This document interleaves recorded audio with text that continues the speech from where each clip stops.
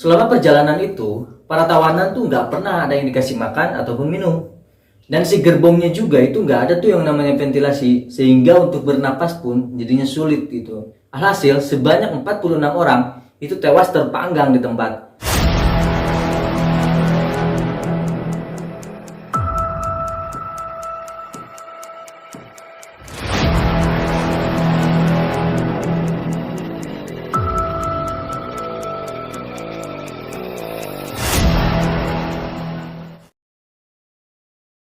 Oke guys, Assalamualaikum warahmatullahi wabarakatuh.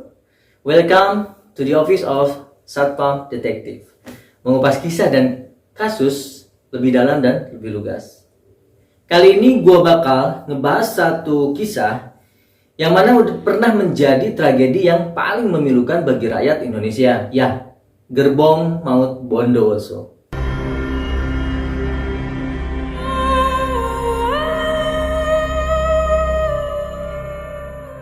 Peristiwa Gerbong Maut Bondowoso adalah peristiwa yang sangat memilukan bagi masyarakat Indonesia di kala itu, yang kini bahkan tidak diceritakan lagi di kalangan masyarakat. Peristiwa ini terjadi pada tanggal 23 November tahun 1947, di mana kala itu 100 tawanan pejuang kemerdekaan Republik Indonesia akan dipindahkan dari penjara Bondowoso ke penjara Surabaya, yaitu ke stasiun Wonokromo. Ketika 100 orang tawanan pro kemerdekaan Republik Indonesia itu akan dipindahkan dari Bondowoso ke Wonokromo, Surabaya, dikarenakan penjara dari Bondowoso itu sudah penuh.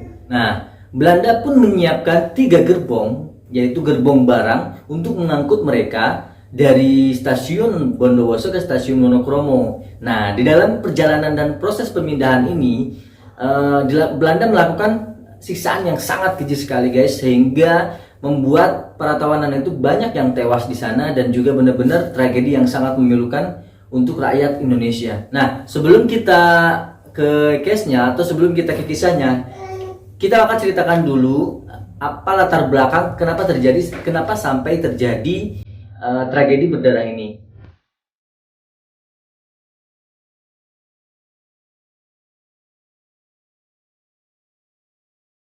Di tahun 1947, beberapa bulan setelah agresi militer Belanda yang ke-1, dengan kekuatan persenjataan Belanda yang sangat canggih, yang makin canggih dari hari ke hari, itu membuat pukulan telak bagi para pejuang Republik Indonesia. Dilansir dari sebuah buku, The War of the Sergeant Major Bungkus, terdapat banyak sekali para pejuang yang terbunuh, dan yang selamat pun banyak yang mengungsi ke daerah pegunungan. Belanda membabat habis para pasukan Laskar Tri atau Tentara Republik Indonesia, dan juga gerakan bawah tanah, dan beberapa orang yang dicurigai turut terlibat dalam peperangan gerilya waktu itu. Nah, mereka semua tuh ditangkap oleh Belanda, dan juga ada yang banyak dibabat habis sampai mereka tuh meninggal semua guys. Nah, dari kejadian itu, karena banyaknya tawanan di dalam penjara yang tadi ditangkap itu ya, jadi banyaknya para pejuang kemerdekaan Republik Indonesia yang dijadikan tawanan, membuat penjara di Bondowoso itu menjadi semakin penuh. Nah, akhirnya Belanda mempunyai inisiatif untuk memindahkan mereka ke Surabaya. Nah, tawanan yang dipindahkan itu bisa dibilang tawanan yang mempunyai peranan penting dalam perang gerilya itu, atau juga yang mempunyai bisa dibilang mereka itu yang termasuk kategori pelanggaran berat. Dalam buku Sejarah Revolusi Kemerdekaan di Jawa Timur, yaitu tahun 1991, diceritakan bahwa di antara sekian banyak para pejuang yang ditangkap, itu ada satu komandan polisi Maesan yang ditangkap waktu itu. Ya, Bapak Kuswari. Karena informasi yang didapat oleh Belanda dari mata-mata Indonesia, orang Indonesia sendiri yang menjadi mata-mata Belanda. Jadi yang namanya pengkhianat itu memang sudah ada dari dulu, udah ada dari pas waktu masa penjajahan. Mereka lebih mementingkan diri sendiri ketimbang bangsanya sendiri. Nah, janganlah menjadi seorang pengkhianat bangsa yang mementingkan diri sendiri.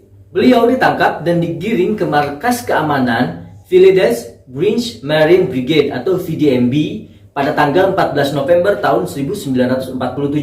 Nah, setelah pendudukan Belanda itulah para pejuang terpaksa harus mundur dan melanjutkan perjuangan mereka secara bergerilya. Namun, mereka mundur itu tidak semata-mata mundur. Mereka terus melakukan dan melancarkan serangan hampir setiap malam ke markas VDMB itu, sehingga membuat persediaan senjata mereka semakin menipis. Nah, disitulah karena peluru sudah mau habis, akhirnya Bapak Singgi, yaitu pemimpin BPI, yaitu Barisan Pemberontak Indonesia, mengadakan kontak ke pusat untuk meminta bantuan kiriman peluru. Namun informasi itu bocor karena ada pengkhianat seperti biasa yang tadi gua bilang kan, ada pengkhianat yang memberikan informasi kepada Belanda sehingga informasi itu bocor. Akhirnya pada 20 November 1947 suplai atau kiriman peluru itu datang ke rumahnya Pak Singgi itu. Nah, ketika hendak membagikan suplai peluru, nah mereka akhirnya disergap oleh Belanda di rumahnya Pak Singgi dan akhirnya mereka tertangkap dan tidak bisa melakukan apapun dan menjadi tawanan. Akan tetapi mereka tidak langsung dikirim ke penjara, apalagi Bapak Singgi. Bapak Singgi langsung disekap di sebuah toilet atau di sebuah WC selama beberapa hari. Mereka disiksa. Tidak terlepas dari itu, mereka semua disiksa dan setelah itu baru dipindahkan ke penjara Bondowoso. Nah, karena penjaranya penuh, kayak yang tadi gue bilang, akhirnya pada tanggal 22 November 1947, nah, Belanda menyuruhkan kepada para tawanan untuk bersiap karena mereka akan dipindahkan ke penjara Surabaya. Nah, tapi di situ ada banyak keluarga mereka yang melihat dari jauh. Nah, karena hal itu, akhirnya Belanda karena tidak menginginkan mereka bertemu dengan keluarga mereka, akhirnya Belanda pun menunda pemilihan itu guys. Jadi mereka biar gak ketemu sama keluarganya gitu. Nah, makanya Belanda itu diundur lah tanpa diketahui beberapa hari lagi. Akhirnya mereka disuruh kembali lagi ke penjara.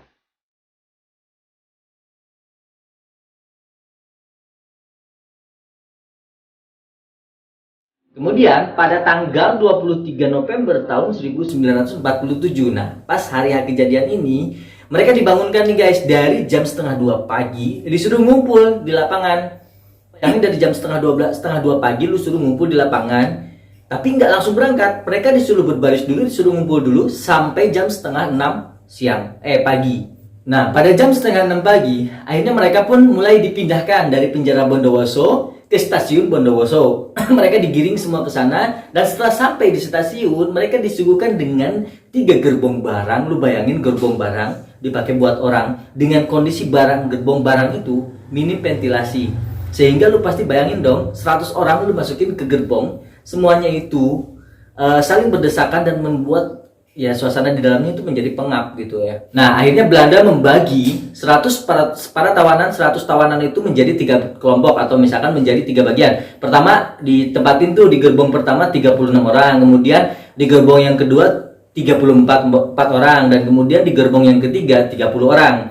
Akhirnya kan pas tuh 100. Tapi dari situ ketika mereka dibagi sudah dimasukin tuh ke dalam gerbong barang, lu bayangin kayak masukin barang begitu aja. Mereka harus menunggu lagi, yaitu menunggu kereta yang datang dari arah Jawa Tengah itu. Mereka menunggu kereta untuk mengangkut mereka ke Surabaya. Nah, dengan kondisi kereta yang seperti itu, mereka tuh benar-benar di dalam tuh berdesakan karena suruh menunggu lama lagi 2 jam. Lu bayangin dari setengah 7 sampai setengah 8 dari setengah 7 ya. Tadi setengah 7 sampai setengah 9. Nah, ketika jam setengah 7 sampai setengah 9 ini mereka menunggu di situ berdesakan dan gak dikasih makan, gak dikasih minum guys. Lu bayangin seperti apa. Nah, singkat cerita mereka tuh udah berangkat tuh dari stasiun Bondowoso. Nah, terus tibalah di stasiun Kalisat. Nah, di situ ada percobaan untuk menggagalkan proses pemindahan mereka. Dan mungkin dari para prajurit pro kemerdekaan Republik Indonesia yang menyerang Belanda. Namun gagal karena pengawalannya itu sangat ketat dan peralatannya sangat canggih sehingga mereka itu gagal untuk menyelamatkan para tawanan tersebut. Dan akhirnya si kereta pun terus melaju gitu kan, nggak berhenti dan mau gimana lagi ya. Hari semakin siang dan matahari semakin terik membuat situasi di dalam tuh semakin panas dan juga sumpah guys. Lu bayangin gerbong besi yang benar-benar semuanya full dari besi dan seng gitu, terkena sinar matahari. Semakin di dalam tuh benar-benar semakin panas, semakin suasananya semakin memprihatinkan. Dan bahkan diceritakan banyak dari para tawanan yang menggedor dinding dari si gerbong tersebut untuk meminta air kepada para pasukan Belanda kala itu. Namun apa yang mereka jawab? Pasukan Belanda menjawab, tidak ada air, tidak ada angin, yang ada juga hanya peluru buat kalian. Lu bayangin kekejian mereka, nggak peduli mereka mau mati mau apa, nggak peduli. siksaan yang mereka dapatkan itu benar-benar lebih pedih, guys. Mau nggak mau, para tawanan itu harus menahan pedihnya siksaan yang mereka alami dari para prajurit Belanda waktu itu ya, pada zaman itu. Nah, ketika di perjalanan, alhamdulillah terjadi tuh hujan lebat sehingga membuat para tawanan tuh sangat lega karena mereka bisa minum air yang menetes dari atap gerbong tersebut. Ya karena gerbongnya udah tua dan usang.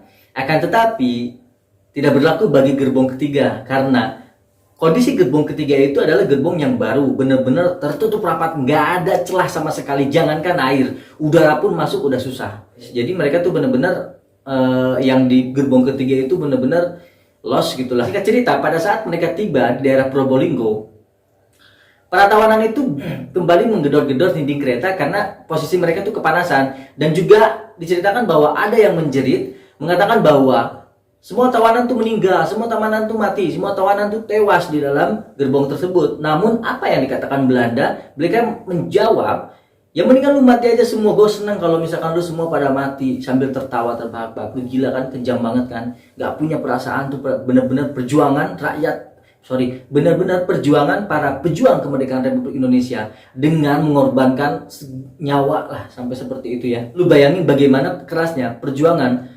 para pahlawan atau para pejuang kemerdekaan Republik Indonesia memperjuangkan kemerdekaan negara ini, kemerdekaan Republik Indonesia.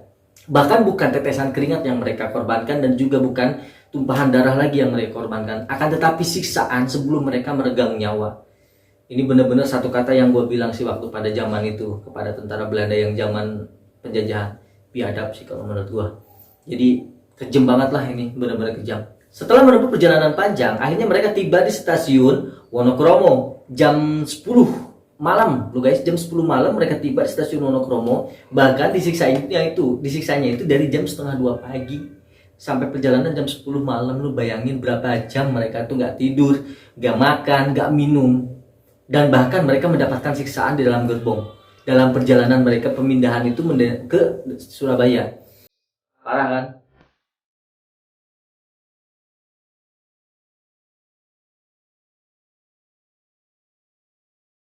Ketika gerbongnya dibuka, itu nggak ada seorang pun yang keluar dari dalam gerbong tersebut. Karena kebanyakan dari mereka itu udah mati, udah tewas. Dan juga beberapa orang yang selamat pun ada yang luka parah dan juga benar-benar lemas, udah boro-boro buat bisa berdiri keluar, boro-boro buat bisa jalan, buat berdiri aja mungkin susah. Akhirnya selang beberapa saat, Burhanuddin pun keluar dengan merangkak, guys, dengan benar-benar sisa tenaga terakhir. Dia merangkak keluar dan berteriak, "Semua orang tewas! Semua orang tewas!" Bilang seperti itu. Setelah beliau menghirup udara di luar dalam peron, akhirnya beliau benar-benar berjuang untuk berdiri, berjuang untuk berlari dengan sisa tenaga yang dia punya untuk mencari air untuk diberikan kepada tawanan yang lain yang memang masih bisa dibilang selamat walaupun dengan kondisi yang sangat memilukan. Beliau mencari air dan memberikan kepada orang-orang yang selamat, dan akhirnya mereka yang selamat pun mencari air untuk memberikan kepada orang-orang yang benar-benar selamat juga. Akan tetapi hanya sedikit orang yang selamat di sana. Tercatat 46 orang tewas di tempat dalam keadaan terpanggang hidup-hidup. Dan 30 diantaranya yaitu di gerbong 3 yang tadi gue bilang. Itu nggak ada sama sekali ventilasi, nggak ada sama sekali air yang bisa masuk dari rembesan hujan. Akhirnya mereka benar-benar meninggal semua dan mati terpanggang di sana. 12 orang terluka parah. Dan juga 30 orang lainnya mengalami lemas, walaupun mereka selamat sih, tapi mereka mengalami lemas. Dan yang bisa dibilang baik-baik saja sih hanya 12 orang. Belanda pun menyuruh mereka yang selamat untuk memindahkan para tawanan yang tadi meninggal itu di dalam tempat, apalagi di gerbong 3. Namun mereka harus lebih hati-hati karena ketika proses pemindahan itu, daging para tawanan itu mengelupas, guys. Lu bayangin prosesnya seperti apa, lu bayangin dalamnya ketika mereka memegang nyawa seperti apa. Karena daging yang mau mereka pindahkan itu terkelupas dari tulangnya mereka. Nah, akhirnya para tawanan yang meninggal itu, yang tewas di tempat, dipindahkan oleh Belanda dengan menggunakan truk yang ada di luar peron.